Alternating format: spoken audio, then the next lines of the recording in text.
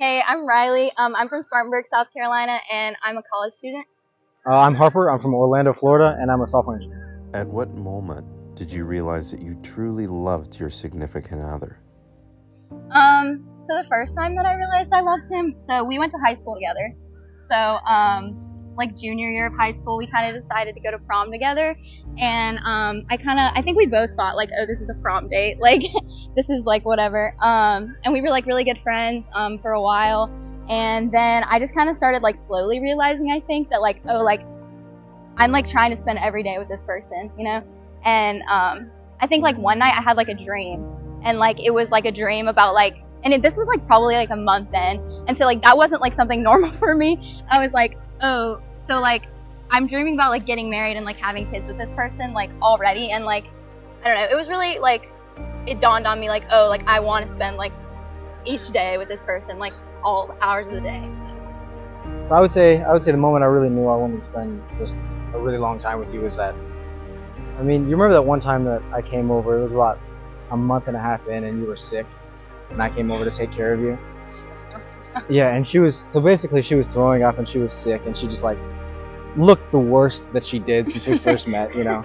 And it just kind of got to the point where we had spent pretty much like every day before that just like talking and texting all day and stuff like that.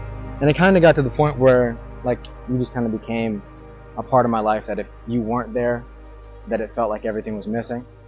And it really felt like when I came over that day to take care of you, and like you weren't like dressed up and ready and like you know, yourself and everything, I just knew that like 40 years down the road you're not going to look like what you look like right now. And it's like I wouldn't have cared, because I still wanted to spend every second with you. In what way does your significant other love you that you really appreciate?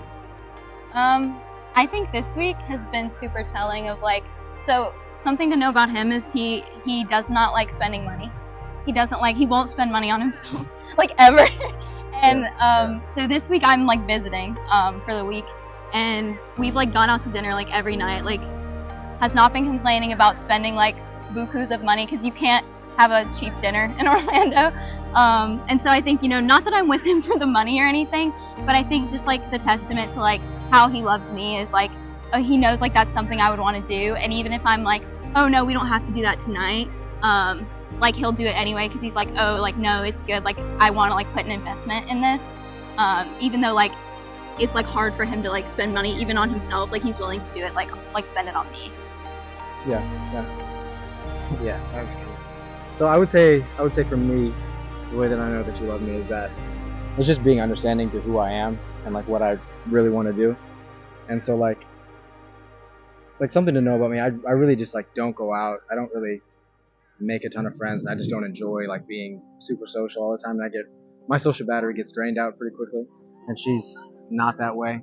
And so like just being understanding of that, and knowing that if I can't do that right now, if I'm really just not up to it, that you're really there for me, that makes me feel good. If you could go back to before you fell in love, what advice would you give yourself about this relationship and love? Yeah, so for me, I would say I would tell myself that you are who you are, and if people don't accept you, then those people don't need to be in your life, and that you need to only be 100% you, and say what you want and do what you want, and understand that you need to control, like you need to put two hands on the wheel of your own life and just be you. Because like I think I struggled a lot before she came around with like talking to people that I didn't know, and like she was my first ever girlfriend, and like I never got out. And so like overcoming a lot of that for me was just understanding that I have one life and it's mine, and I'm not gonna let it go. Yeah, I think control for me has been a big thing, because I like have this idea in my head that I'm like controlling everything, but like something that I've learned is like I like to let my emotions like throw me around a little bit, and it's honestly caused a lot of issues. And like realizing that like being in love, like loving someone like day to day is a choice. Like at the end of the day, like it's not like, oh, like today I don't feel like it, so I'm not going to, you know. And I think I just like let like my emotions like throw me around a lot. Like, oh, I'm not feeling great today, so like you're not getting like what you need from me today, you know? And like, not that I was like, almost that I was doing that subconsciously, but like realizing that like, oh, like I have to choose every day, like this is the person I want to be with, and like I have to like put in the work to like love that person, no matter like how I'm feeling like about myself or about like the world around me. Look into your partner's eyes and tell them why you love them so much. They deserve to hear it. I love you, and I love you because you're there every day for me to talk to. Even though you have 10 hours of work, you're like, I know you're just like sneaking your phone out at work to like try and talk to me. And yeah, I think you deserve to hear that, because like out of all the times that I've just like been back and forth with you, like you've always been like super solid, and you always deserve to hear that. And because you've always told it to me every day, even when we broke up and like I tried to come back, like you told me like you've loved me the whole time. And so, Yeah. So I love you. I do. I think that you're the complete opposite of me, and I think that you fit into every piece of me that is empty, and that when you leave, there's too many holes in my life that I didn't know existed before you showed up. I think that you're good for me, and that you get me out, and you take me places, and you have me do things that I would never try, and I would always say that I would hate, but you get me out there, and you make me, and like I never would have gone to prom, and I never would have went to homecoming, but like, and I think having those experiences with you and like, knowing that you were always there was really good. And I know that you deserve to hear this, because I know things have been wishy-washy, like recently, but you were always there for me when things were good, and like, not just when things are good, but like when we were together, you were always there, you know.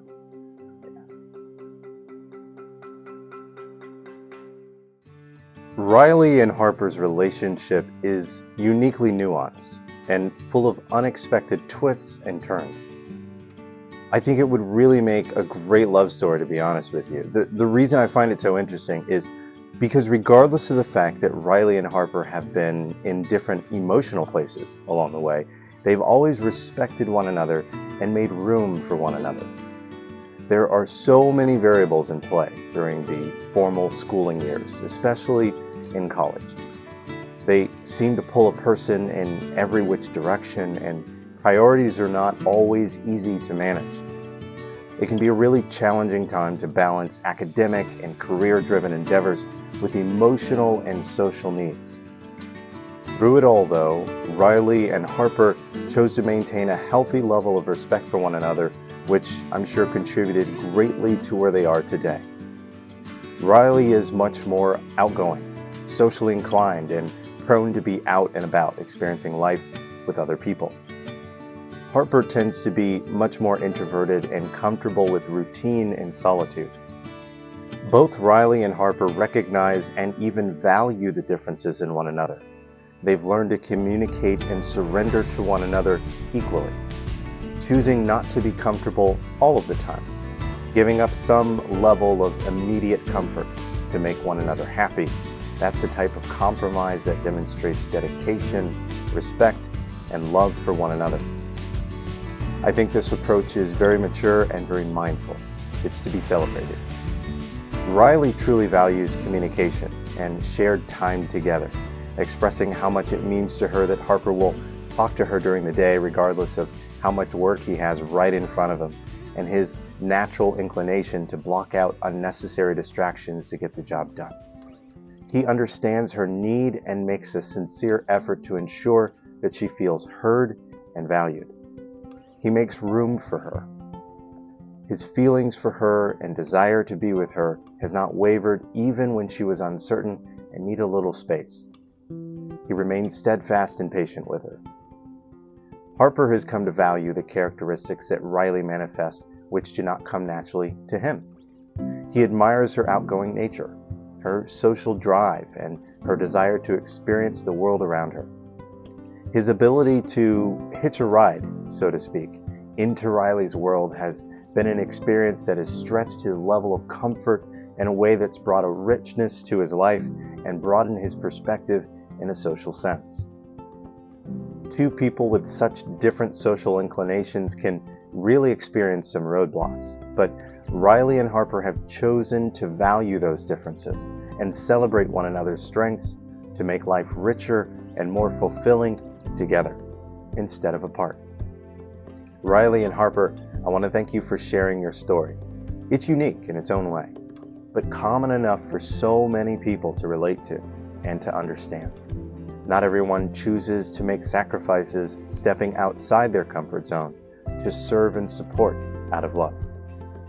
Thank you for demonstrating love in compromise, love in communication, and love in commitment. To our viewers, thank you for watching. Your viewership is important to the success of the channel. So if Riley and Harper's story resonated with you in some way, go ahead and give this video a thumbs up and leave them an encouraging comment below.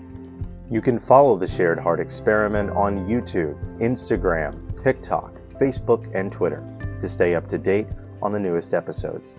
Feel free to check out any of my other YouTube videos where I walk up to random strangers in public places and ask them intimate questions about their lives. Consider supporting the channel by clicking the link in the description below, where you can shop at my online apparel store, StyleyLifeDesigns.com. You'll find t-shirts, hats, and hoodies with positive and uplifting themes to complement your lifestyle. When you shop, know that a portion of the proceeds from anything you buy will help contribute to the creation of more positive content just like this. Real people, real life, and real love. Until next time, I've been Kevin with the Shared Heart Experiment. Be good to each other. Thanks for watching.